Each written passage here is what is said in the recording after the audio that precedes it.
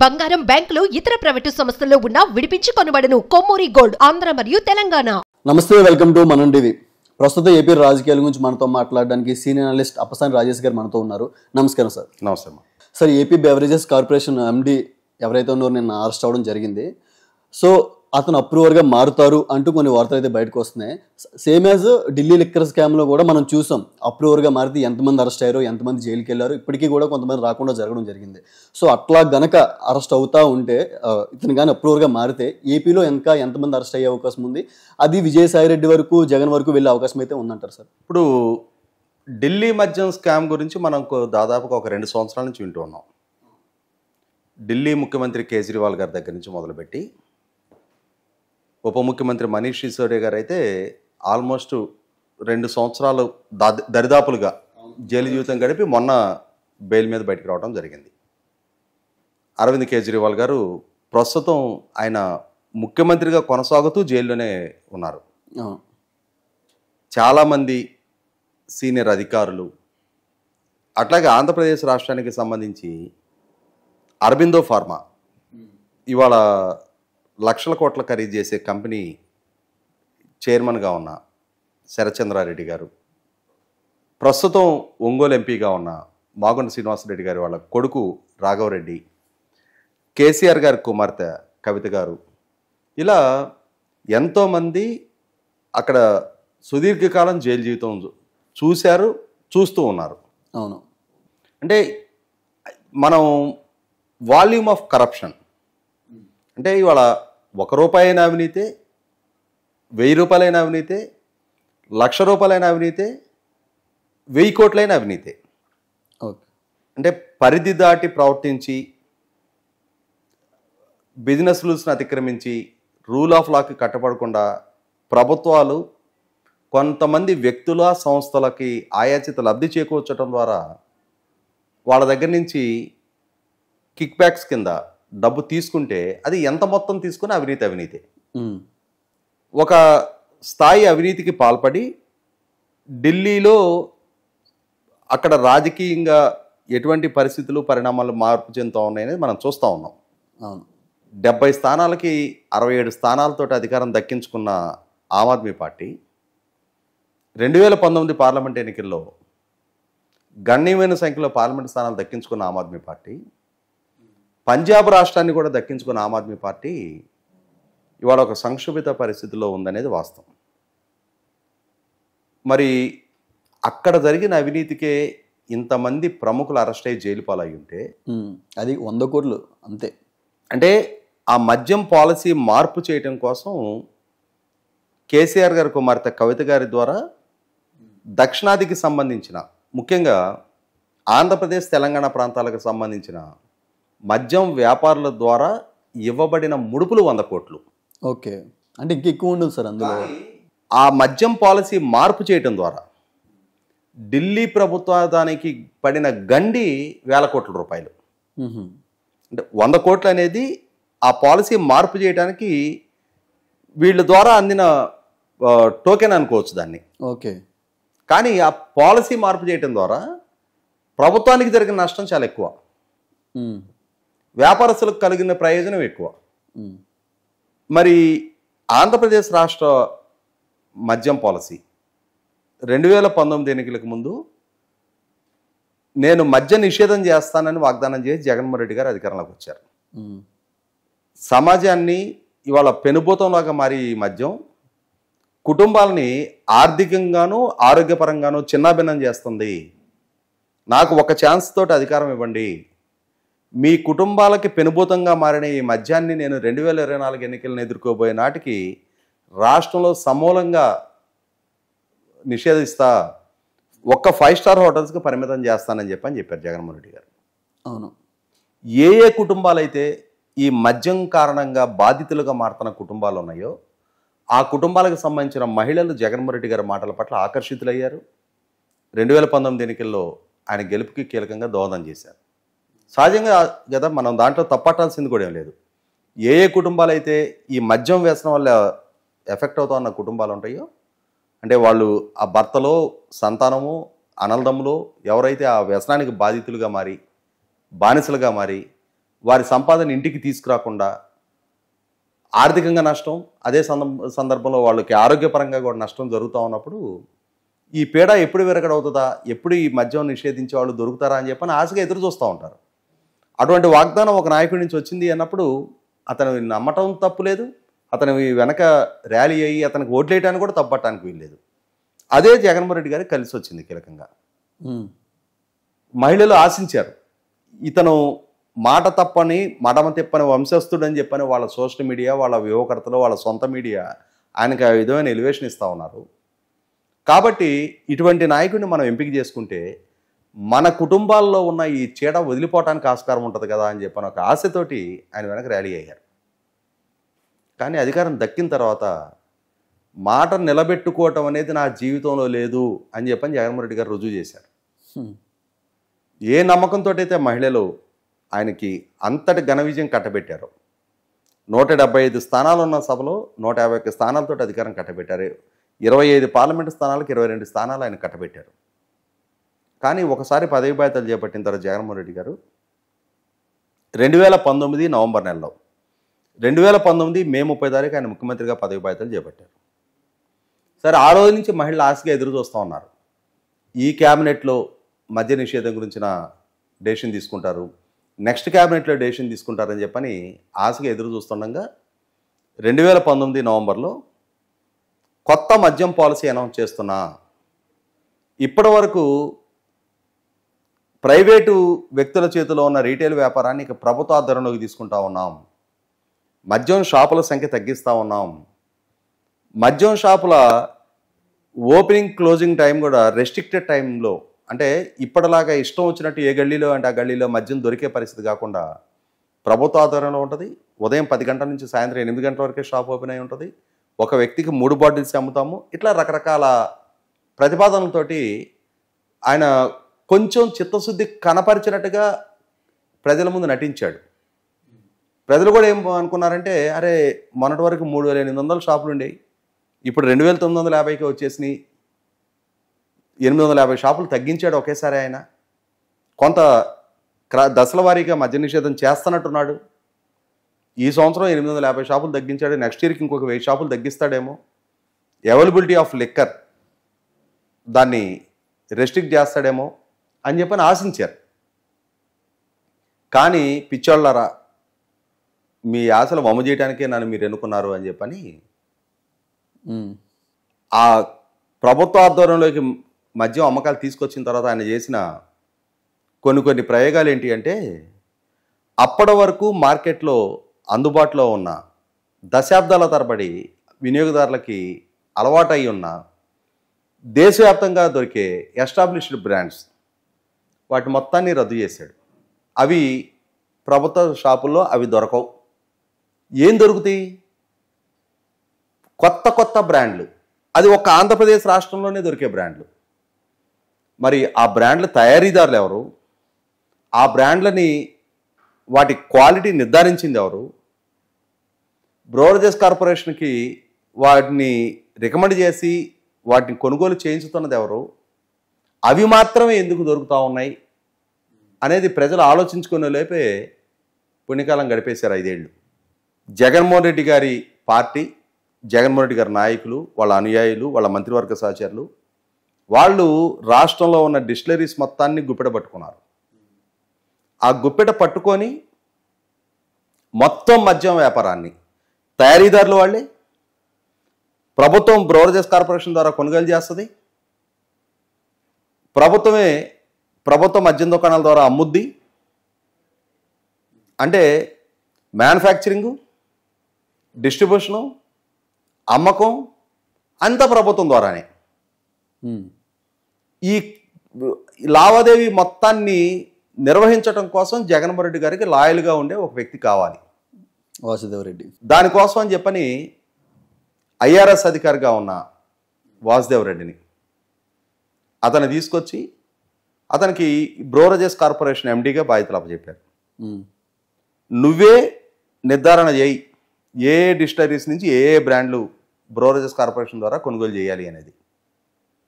నువ్వే షాపులకి సప్లై చేయించు, నీ ద్వారానే అమ్మకాలు జరిపించు. ఎక్కడ ట్రాన్స్పరెన్సీ అనేది ఉండడానికి వీల్లేదు. ట్రాన్స్పరెన్సీ ఉండకూడదంటే ఏం చేయాలి? No question of digital transactions, okay, only cash ట్రాన్సాక్షన్సే నడవాలి. ఓన్లీ క్యాష్ ట్రాన్సాక్షన్స్ అనుకో, 10 రూపాయలు అమ్మేవో 100 రూపాయలు అమ్మేవో అకౌంటబిలిటీ ఏముంది అక్కడ? అదే డిజిటల్ ట్రాన్సాక్షన్స్ జరిగితే ఇవాళ ఎంత అమ్మకం జరిగింది అనేది అకౌంట్ ఫర్ అవుద్ది. అవును. కాబట్టి నో డిజిటల్ ట్రాన్సాక్షన్స్. 5 సంవత్సరాల కాలంలో 1,28 కోట్ల రూపాయల అమ్మకాలు జరిగితే అందులో కేవలం 692 కోట్ల రూపాయలు, అంటే 0.069%, అంత మాత్రమే డిజిటల్ ట్రాన్సాక్షన్స్ జరిగినాయి. మిగిలింది మొత్తం 99,342 కోట్ల రూపాయలు, 334 కోట్ల రూపాయలు క్యాష్ ట్రాన్సాక్షన్స్ జరిగినాయి. కాబట్టి ఏ విధమైన పారదర్శకత లేదు. ఇంకొకటి, ప్రభుత్వంలో కీలక స్థానాల్లో ఉన్నాళ్ళు ప్రభుత్వానికి సప్లైదారులుగా ఉండటానికి వీల్లేదు. ఓకే. ఇవాళ ఒక మండలంలో కాంట్రాక్టర్గా రిజిస్టర్ అయ్యి ఉండి రాబోయే స్థానిక సంస్థల ఎన్నికల్లో ఆ మండలంలో ఎంపీటీసీగానే కంటెస్ట్ చేయడానికి వీల్లేదు. అంటే నువ్వు ఆల్రెడీ ఆ మండలంలో రిజిస్టర్డ్ కాంట్రాక్టర్, అంటే నువ్వు అక్కడ ఆ మండలంలో లబ్ధిదారుడిగా ఉండి, అంటే ఆ మండలానికి వెండరా, సర్వీస్ ప్రొవైడరు, కాంట్రాక్టర్గా రిజిస్టర్ అయ్యి ఉన్నావు. నువ్వు ఎంపీటీసీగానే కంటెస్ట్ చేయడానికి వీల్లేదు.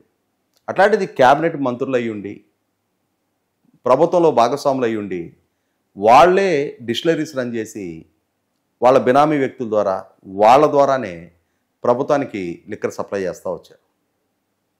జగన్మోహన్ రెడ్డి గారు ఆయన పదవి బాధ్యతలు చేపట్టినప్పుడు ఏం చెప్పాడు? 100 కోట్లు పైబడిన ప్రతి టెండర్ని జ్యుడిషియల్ రివ్యూ కమిటీకి పంపించి వాళ్ళు నిర్ధారణ చేసిన తర్వాత నేను ఆ టెండర్ని ఆమోదిస్తా అని చెప్పాడు. అంటే ప్రభుత్వం ద్వారా జరిగే ఒక 100 కోట్లు దాటిన ప్రతి transaction judicial review committee review చేయాలన్నాడు. మరి డిస్టిలరీస్ దగ్గర కొనుగోలు చేయాలి, ఈ బ్రాండ్లని కొనుగోలు చేయాలి అనే నిర్ణయం ఏ జ్యుడిషియల్ రివ్యూ కమిటీ అప్రూవ్ చేసింది? ఇక్కడ జరిగిన అవకతవకలు ఏంటి అంటే, వాసుదేవ్ రెడ్డి బ్రోరేజెస్ కార్పొరేషన్ ఎండీగా ఉండగానే 2019 నవంబరులో కొత్త మద్యం పాలసీగా ప్రభుత్వం అనౌన్స్ చేస్తే డిసెంబర్లో అదాన్ డిస్టిలరీస్ అనే కంపెనీ రిజిస్టర్ అయింది. అంటే గవర్నమెంట్ పాలసీ అనౌన్స్ చేసే నాటికి ఎగ్జిస్టెన్స్లో కూడా లేని కంపెనీ అది. ఒక కంపెనీ నుంచి ప్రభుత్వం వాళ్ళని వెండర్గా కన్సిడర్ చేయాలి అని అంటే వాళ్ళకి ఎక్స్పీరియన్స్ అండ్ ఎక్స్పర్టైజ్ ఉండాలి. వాళ్ళ ప్రోడక్ట్ మార్కెట్లో ఇన్ని సంవత్సరాల నుంచి చలామణి అయ్యి ఉండాలి. అసలు గవర్నమెంట్ పాలసీ అనౌన్స్ అయ్యే నాటికి ఎగ్జిస్టెన్స్లోనే లేని కంపెనీకి 2,600 కోట్ల రూపాయల మద్యం కొనుగోలు ఒప్పందాలు చేసింది ప్రభుత్వం. ఎవరు సార్ ఆ కంపెనీ? అది ప్రభుత్వం చెప్పాలి. ఓకే, ఎవరిదా కంపెనీ, ఎందుకంత ఆయాచిత లబ్ధి చేకూర్చావు, అది వాసుదేవ్ రెడ్డి ఇప్పుడు నోరిపి చెప్పాలి. ఎవరు ఒత్తిళ్లతో, ఎవరు ఆదేశిస్తే నువ్వు ఆ నిర్ణయం తీసుకున్నావు, ఎవరు అంతిమ లబ్ధిదారులు, 2,600 కోట్లు. ఇంకోటి ఏంటంటే ఆ కంపెనీ పేరు అదాన్ డిస్టిలరీస్, ఆ కంపెనీకి ఓన్ డిస్టిలరీయే లేదు. మరి వాళ్ళకి ఎక్కడి నుంచి వస్తుంది సార్ అదంతా? వాళ్ళు నంద్యాలలో ఉన్న ఎస్పీవై రెడ్డి గారి డిస్టిలరీని ఎంగేజ్ చేసుకొని దాని ద్వారా వాళ్ళు సప్లై చేస్తూ వచ్చారు. ఇవాళ కొత్తగా ఒక స్టార్టప్ వస్తే ఆ స్టార్టప్కి ఒక అన్ఎంప్లాయిడ్ యూత్ 4 కలిసి ఒక స్టార్టప్ పెట్టుకున్నారనుకుందాం, వాళ్ళకి ఇన్ని వేల కోట్ల రూపాయల కొనుగోలు ఒప్పందం చేస్తా ప్రభుత్వం? ఇది కూడా ఒక స్టార్టప్పే కదా. అవును. వాళ్ళకి మాత్రం ఎట్లా అన్ని వేల కోట్ల రూపాయల కొనుగోలు ఒప్పందాలు చేసింది? సార్ ఈ విషయం ముందు తెలియదు అంటారా? అంటే ఇది అసలు స్టార్టప్ కంపెనీ కదా, ఒకవేళ దీనికి ఇంతకు ముందు ఏం ప్రూఫ్స్ లేవు కాబట్టి ఒకవేళ ఏదన్నా అయితే కనుక అరెస్ట్ అవుతాము, ఇది బయటకు వస్తుంది ఈ కుంభకోణం అంతా ముందు తెలియదు అంటారు సార్ వాళ్ళకి? అంటే వాళ్ళ ఆలోచన ఏంటంటే ఆ రోజున వడ్డిచ్చేవాడు మన వాడైతే కడబంతను ఉన్నా అందుతుంది అని చెప్పని మనకు గ్రామంలో సామెత ఉంది కదా. మన జగన్మోహన్ రెడ్డి గారు రాబోయే 30 సంవత్సరాలు ఆయనే ముఖ్యమంత్రి. మనం ఏ తప్పులు చేసినా ఆయన ఉన్నాడు మనం కాపాడుకోవటానికి, ఆయన కోసమే చేస్తుంది ఈ తప్పులన్నీ. ఇక్కడ వాసుదేవ్ రెడ్డి అనే వ్యక్తి మనం స్క్రీన్ మీద తోలుబొమ్మలాట చూస్తున్నప్పుడు మన ముందు కనిపించే పాత్రధారి అతను అంతే. ఆ వెనక స్ట్రింగ్స్ ఆపరేట్ చేసేది జగన్మోహన్ రెడ్డి గారు. తాడేపల్లి నుంచి వచ్చే స్క్రిప్టు జస్ట్ అమలుపరిచే ఎగ్జిక్యూటింగ్ ఏజెన్సీ అతను అంతే. అతని చేతుల్లో ఏ పవర్స్ లేవంటారు అయితే? ఇవాళ నిర్ణయాధికారం వాళ్ళ చేతుల్లో ఉంటే వాళ్ళ ద్వారా వాళ్ళ చేతుల మీదుగానే మొత్తం నిర్వహణ జరిగినట్టుగా కనిపిస్తుంది అక్కడంతే. ఇన్ని వేల కోట్ల రూపాయల లావాదేవీలకు సంబంధించిన లాభం జగన్మోహన్ రెడ్డి గారికి, ఎక్సైజ్ మినిస్టర్లకి, చీఫ్ సెక్రటరీకి, డీజీపీకి, వీళ్ళకి ఎవరికి తెలియకుండా ఒక బ్రోరేజెస్ కార్పొరేషన్ ఎండిఏ తినేసేస్తాడా? తిన్నిస్తారా? అసలు సాధ్యమేనా? కాబట్టి ఇక్కడ అస్సలు సిసలు సూత్రధారులు తాడేపల్లి జగన్మోహన్ రెడ్డి గారి నివాసంలో ఉన్నారు. సార్ మీరు చెప్తున్న ఈ లెక్కబడి చూస్తే అబ్బే ఇంకా ఏం చెప్పలా నేను. అసలు చెప్పాల్సింది చాలా ఉంది. ఎందుకంటే మనం ఢిల్లీ మద్యం పాలసీ గురించి మాట్లాడుకుంటున్నది చాలా చిన్న మొత్తం. ఇవాళ ఆంధ్రప్రదేశ్ రాష్ట్రంలో జరిగింది. రీసెంట్గా ఎన్డీఏ కూటమి ప్రభుత్వం అధికారంలోకి వచ్చిన తర్వాత అసెంబ్లీలో చంద్రబాబు నాయుడు గారి ద్వారా శ్వేతపత్రం విడుదల చేశారు. దాంట్లో తేడతలమైంది ఏంటి? 654 ప్రభుత్వ మద్యం షాపుల్లో డిస్టిలరీస్ నుంచి డైరెక్ట్గా షాపులకు సప్లై చేశారు. బ్రోరేజెస్ కార్పొరేషన్ కాదు. మరి అంటే బ్రోరేజెస్ కార్పొరేషన్కి సప్లై చేస్తే బ్రోరేజెస్ కార్పొరేషను 16% రేటుకు కొని దాని మీద 84% ట్యాక్స్ యాడ్ చేసి షాపుల్లో అమ్ముతుంది. అంటే ఈ 84% ప్రభుత్వానికి ఆదాయం రూపంలో వస్తుంది. రిమైనింగ్ ఎంత అంటే 16% బ్రోరేజెస్ కార్పొరేషన్కి వెళ్తుంది. అంటే 16% రేటుకి డిస్టిలరీస్ నుంచి బ్రోరేజెస్ కార్పొరేషన్ కొంటుంది. దాని మీద 84% ట్యాక్సెస్ పడతాయి. ఆ ట్యాక్సెస్ ప్రభుత్వానికి వస్తాయి ఆదాయం. ఇక్కడ ఏం చేశారు వీళ్ళు? బ్రోరేజెస్ కార్పొరేషన్కి వెళ్ళటం ఎందుకు, ఈ 84% ప్రభుత్వానికి వెళ్ళటం ఎందుకు అని చెప్పని డైరెక్ట్గా డిస్టిలరీస్ నుంచి షాపులకు వచ్చేసింది. ఓకే, అంటే మధ్యలో అంటే అప్పుడు ఏమవుద్ది? ఆ 16% కార్పొరేషన్ ఇంక ఇన్వాల్వ్మెంట్ ఉండదు సార్. అట్లా అయితే కార్పొరేషన్ ఇన్వాల్వ్మెంట్ లేకుండా బాహాటంగా ప్రభుత్వ షాపుల్లో డిస్టిలరీస్కి సంబంధించిన ప్రోడక్టు మనం బయట వింటూ ఉంటాం కదా, ఇది నెంబర్ 2 అండి, ఇది వితౌట్ బిల్లు అని చెప్పని. ఓకే, అట్లా వితౌట్ బిల్లు 654 షాపుల్లో ఈ అమ్మకాలు జరిగినాయి అని చెప్పని చెప్తున్నారు. ప్రభుత్వ దృష్టికి 654 షాపులు వచ్చి ఉండవచ్చు. ఇటువంటి వెసులుబాటు ఉంటే 2950 షాపుల్లో వాడే ఉంటారు దాన్ని. అవును. ఇక్కడ ఈ మొత్తం ఈ యాక్టివిటీకి సహకరించింది ఎవరెవరు ఉన్నారు? ఎవరు ఆ షాపుల్లో సేల్స్ మెన్? మొన్న రీసెంట్గా వినుకొండలో రషీద్ అన్న కుర్రాడు హత్యకు గురయ్యాడు. అవునవును. ఆ హత్యకు గురైన కుర్రాడిని పరామర్శించడానికి ఆ కుటుంబాన్ని జగన్మోహన్ రెడ్డి గారు వెళ్ళారు. ఆయన అక్కడ ఒక మాట చెప్పాడు, మనందరం గుర్తు చేసుకోవాలి. ఇక్కడ ఎందుకు ఈయన వినుకొండ దాకా వచ్చాడు? ఎవరి రషీద్? ఒక ప్రభుత్వ మద్యం దుకాణంలో పనిచేస్తున్నాడు. ఇంకో మాట ఏమన్నాడు ఆయన? మా పార్టీ కార్యకర్త అన్నాడు. అవునవును. అంటే నీ పార్టీ కార్యకర్తల్ని 2950 షాపుల్లో సేల్స్మెన్గా పెట్టి వాళ్ళ ద్వారా ఈ డిస్టిలరీస్కి సంబంధించిన అన్అఫీషియల్ సేల్స్, ప్రభుత్వానికి ఆదాయం వచ్చే పని లేదు, ప్రభుత్వానికి ఆదాయం వచ్చే సేల్స్ కొన్ని చూపిస్తూ ప్రభుత్వానికి డిస్క్లోజ్ చేయాల్సిన అవసరం లేకుండా, అంటే ముఖ్యమంత్రి గారికి తెలియకుండా జరుగుద్దా ఎంత నెట్వర్క్? తెలుస్తుంది సార్ కంపల్సరీ. ఆయన ద్వారానే జరిగింది. అరే బాబు, మీరు డిస్క్లోజ్ చేసిన దాని మీద నాకు కేసు కింద పంపిస్తున్నారు కదా, డిస్క్లోజ్ చేయకుండా అమ్ముకోండి, ఈ మిగిలే 100లో మీరు 50 తినండి, నాకు 50 పంపిండి. అంటే వీళ్ళు కూడా వాటాదారులు అంటారు సార్. అయితే ఆ షాప్లో ఉన్న వాళ్ళు లేనప్పుడు ఎందుకు ఈయన అంతగా ప్రేమగా అర్పిస్తా వినుకొండ దాకా పరిగెత్తాడు?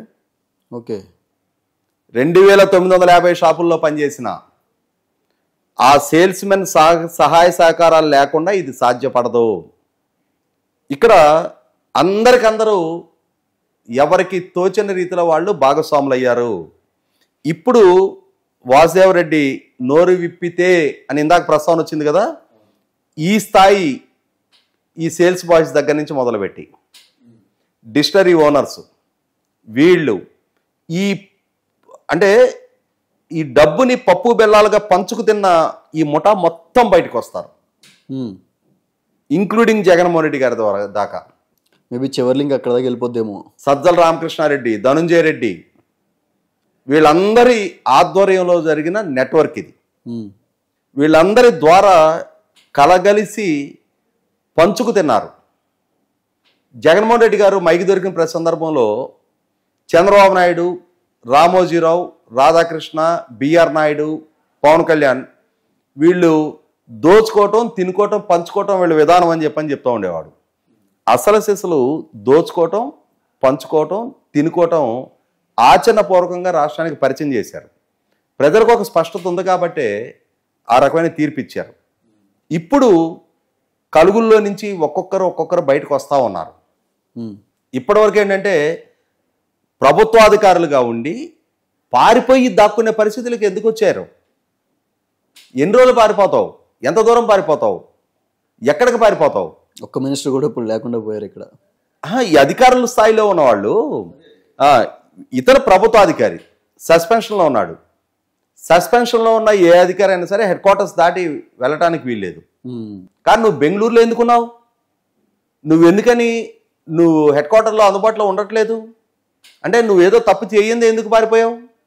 నువ్వు ఏం తప్పు చేసావు అనేది తప్పనిసరిగా ఇవాళ చిన్నప్పుడు దాగిన ఉగ్గుపాలతో సహా కక్కిస్తారు. ఇప్పుడు కక్కి తీరాలి. ఎందుకంటే కళ్ళ ముందు డాక్యుమెంట్ ఎవిడెన్సెస్ ఉన్నాయి. ఏమేమి అక్రమాలకు పాల్పడ్డారో, అరాచకాలకు పాల్పడ్డారు అనేది పూర్తి సాక్ష్యాధారాలు కళ్ళ ముందు కనిపిస్తూ ఉన్నాయి. దీంట్లో అంటే జరిగిన దోపిడీ మొత్తం వెలికి తీయటం ఖాయం, బాధ్యులు మొత్తం బయటికి రావటం ఖాయం. ఖచ్చితంగా ఢిల్లీ మద్యం కుంభకోణం కొన్ని రోజుల తర్వాత అసలు ఎవరు చర్చించుకోవడానికి కూడా ఆస్కారం ఉండదు. అంత పెద్ద భారీ కుంభకోణంగా ఇది దేశం ముందుకు రాబోతా ఉంది. వాసుదేవరెడ్డి నోరు విప్పితే జరగబోయే పరిస్థితులు, పరిణామాలు ఏంటనేది ఎవరికి వెన్నులో వణుకు పుట్టించాలో వాళ్ళకి పుట్టిస్తుంది అనేది వాస్తవం. సార్, అయితే ఆల్రెడీ కూటమి గెలిచేసిన తర్వాత ఇవన్నీ బయటకు వస్తాయని మినిమం ఐడియా వాళ్ళకైతే ఉండుంటుంది కదా సార్. సో ఇప్పుడు ఆల్రెడీ జగన్ గారు ఇప్పటిదాకా ఒక 5 సంవత్సరాల కాలంలో బెంగళూరు వెళ్ళిందే లేదు, కానీ ఇప్పుడు ఎప్పటికప్పుడే వెళ్తున్నారు, వస్తున్నారు. సో అట్లాగే వాసుదేవ్ రెడ్డి కూడా బెంగళూరులో ఉన్నాడు. సో అక్కడ ఏమన్నా డీలింగ్ జరిగి దీని గురించి ఏదన్నా